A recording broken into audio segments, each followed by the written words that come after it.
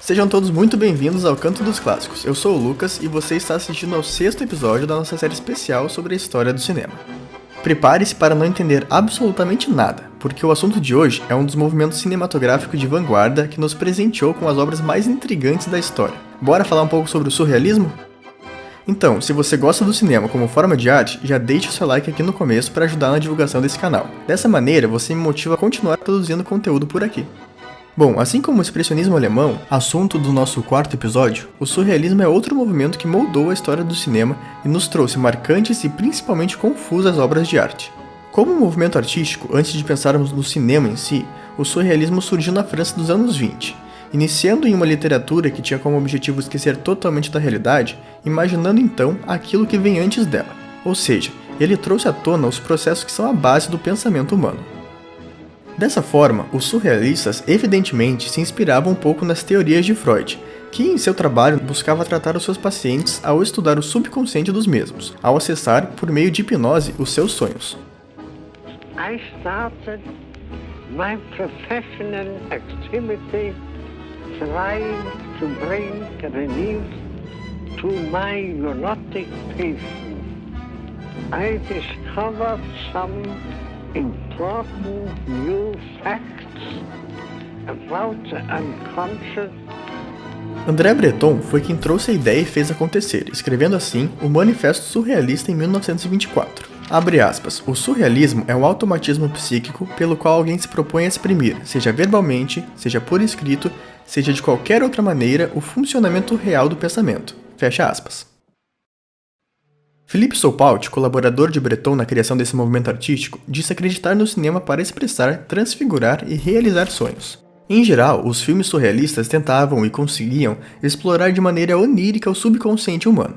Para isso, as mais confusas cenas da história do cinema foram se criando, como uma bailarina que se transforma em um homem ao dançar e um carro que viaja pelos trilhos de uma montanha-russa no filme Entreato, de 1924, dirigido por René Clair. Ainda que esse filme seja muito mais dadaísta do que surrealista, inclusive artistas consagrados do dadaísmo, o movimento que ajudou a moldar o surrealismo, aparecem no filme, como Man Ray e Marcel Duchamp.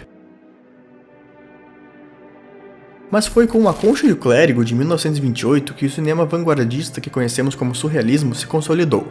Com direção da incrível Germaine Dulac, o filme chega a ser o pioneiro do movimento, uma grande conquista para as mulheres do cinema, trazendo consigo assuntos sociais difíceis de serem digeridos, ainda mais na época de seu lançamento, mas igualmente necessários de serem discutidos, ainda que em sua estética surrealista. Mas um dos filmes mais emblemáticos do movimento, sem dúvidas, é Um Cão Andaluz, lançado em 1929 e dirigido por Luis Buñuel, diretor espanhol conhecido como mestre do surrealismo no cinema. Buñuel sentou com o artista Salvador Dalí e juntos escreveram o roteiro do filme em parceria, o que ajudou os dois a serem aceitos no surrealismo. Logo no primeiro minuto desse curta-metragem, aparece Buñuel, que é o próprio diretor, fumando e afiando sua navalha. E é com esse objeto que, após observar o céu, ele corta o olho de uma mulher, ao mesmo tempo em que uma nuvem simboliza o mesmo corte na lua. Vale lembrar que, na realidade, o olho cortado no filme é de um bezerro morto.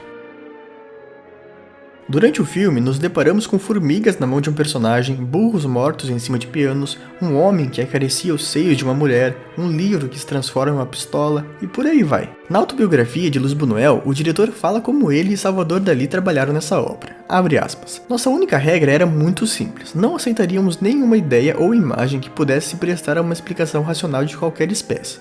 Precisávamos abrir todas as portas da irracionalidade e manter apenas as imagens que nos surpreendessem, sem tentarmos explicar o porquê. Fecha aspas. E essa declaração explica muito bem o que é o surrealismo como um movimento artístico. Outro grande exemplar é A Idade do Ouro, de 1930, e também dirigido por Buñuel em parceria com Dalí. Nessa obra, ele conta a história de um casal apaixonado que passa por dificuldades em assumir uma relação por motivos familiares, religiosos e sociais. Mas, como todo bom filme surrealista, muita coisa estranha acontece no decorrer da película. Em 1945, Salvador Dalí foi contratado para realizar uma sequência de um sonho para o filme Quando Fala o Coração, de Alfred Hitchcock, mostrando que o surrealismo conseguiu chegar ao cinema comercial. para a tristeza dos surrealistas, porque dessa forma suas ideias estavam chegando às massas e perdendo seu verdadeiro significado.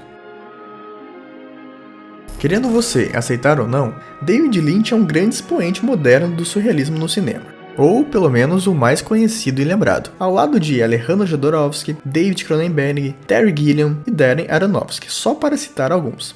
Por mais que como movimento o surrealismo tenha deixado de existir ainda antes dos anos 50, esses diretores carregam muito dos ideais pregados pelos surrealistas, mas obviamente com bastante apelo comercial. E aí, será que eu consegui plantar uma curiosidade em você? Quer conhecer mais alguns filmes do movimento surrealista? É só acessar o link na descrição ou então no card que está aparecendo na tela, e conferir minha lista dos 10 filmes essenciais do assunto. Então é isso, espero que tenham gostado do conteúdo de hoje. Aproveita e comenta aqui embaixo qual filme surrealista você já assistiu e se indica ou não pro pessoal.